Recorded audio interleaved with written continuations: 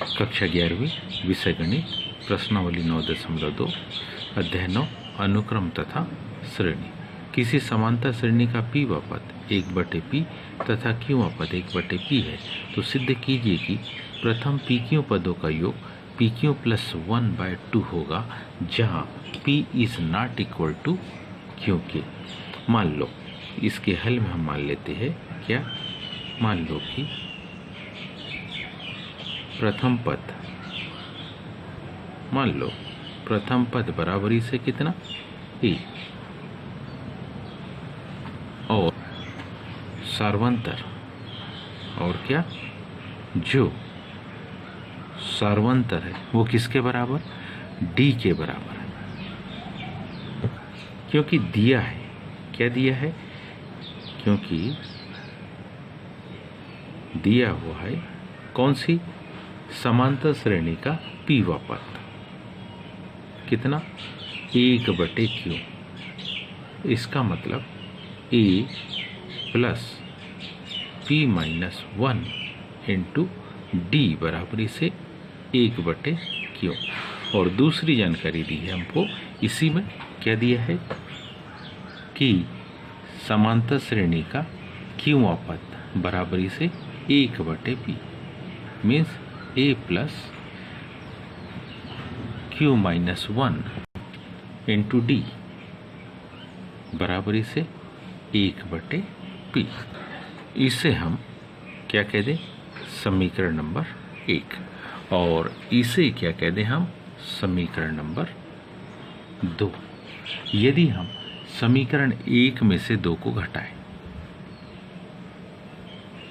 समीकरण 1 में से कौन से, समीकरण 1 में से समीकरण 2 को क्या करने पर, घटाने पर। जब समीकरण 1 में से हम समीकरण 2 को क्या करेंगे, घटाएंगे, तो समीकरण 1 हमारे पास है, पूरा विस्तार से लिखेंगे तो a धन p - 1 में d का गुना करेंगे तो pd - d बराबरी से 1/q। इसका हल देखिए, a प्लस q का d से गुणा qd - d बराबरी से 1/p। अब इसको हमने लिखा घटाने पर, तो ये धन बदल जाएगा ऋण में, ये धन बदल जाएगा ऋण में, ये ऋण बदल जाएगा धन में, और ये धन बदल जाएगा ऋण में। तो इस तरीके से ए से ये तो घट गया, तो यहाँ क्या बचा, यहाँ बचेगा pd - qd।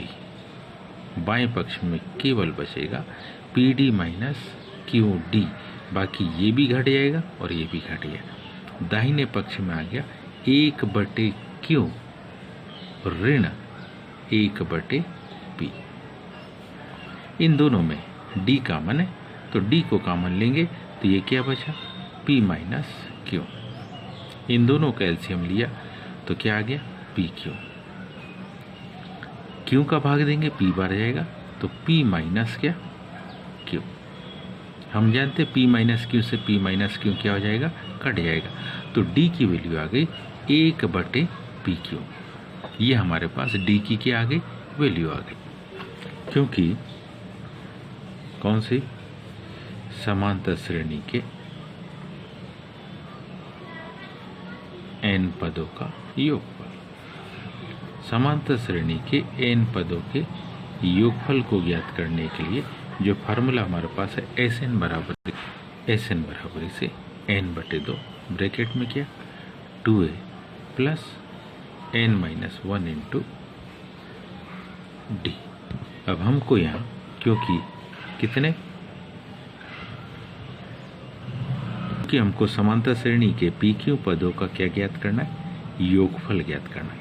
pq पदों के योगफल को ज्ञात करने के लिए, pq पदों के योगफल को ज्ञात करने के लिए हमने ये मान लिखा s pq बराबरी से pq/2 ब्रैकेट में 2a प्लस pq पदों का योगफल, इसलिए pq - 1 इंटू d। आगे देखिए, pq पदों का योगफल pq/2। हमारे पास जो समीकरण 1 से हम यहाँ कौन से समीकरण 1 से क्या था a प्लस ब्रैकेट में p minus 1 into D 1/q। यहाँ पर हम d का मान रख के a का मान निकाल लेंगे। देखिए ये स्टेप थोड़ी सी छूट गई थी। तो a धन क्या p माइनस 1, d मतलब d का मान अभी अपन ने निकाला 1/pq। तो ये मान निकाला था अपन ने 1/pq बराबरी से 1/q। अब इसको जब सॉल्व करेंगे तो यहाँ मान आ जाएगा a धन 1/pq का इसमें भाग देंगे तो यह आ जाएगा क्या 1/q ऋण 1/pq बराबरी से 1/q। तो 1/q से 1/q क्या हो जाएगा घट जाएगा और किसका मान आ गया a का मान आ गया। किसका मान आ गया a का मान आ गया 1/pq। तो ध्यान दीजिए इसी मान को हम यहाँ पर प्रतिस्थापित करेंगे, है ना। इस मान को चाहे तो हम यहाँ नीचे लिख लेंगे, क्योंकि जब तक हम a का मान नहीं निकालेंगे तब तक हम इसके pq पदों के योगफल को ज्ञात नहीं कर पाएंगे। तो देखिए ये था pq/2, 2 गुणित a का मान अभी निकाला कितना 1/pq धन pq ऋण 1 d का मान हम जानते हैं 1/pq।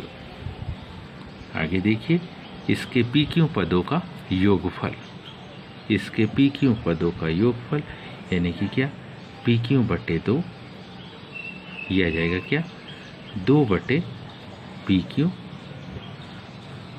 क्या जाएगा pq ऋण 1/pq। तो क्या होगा s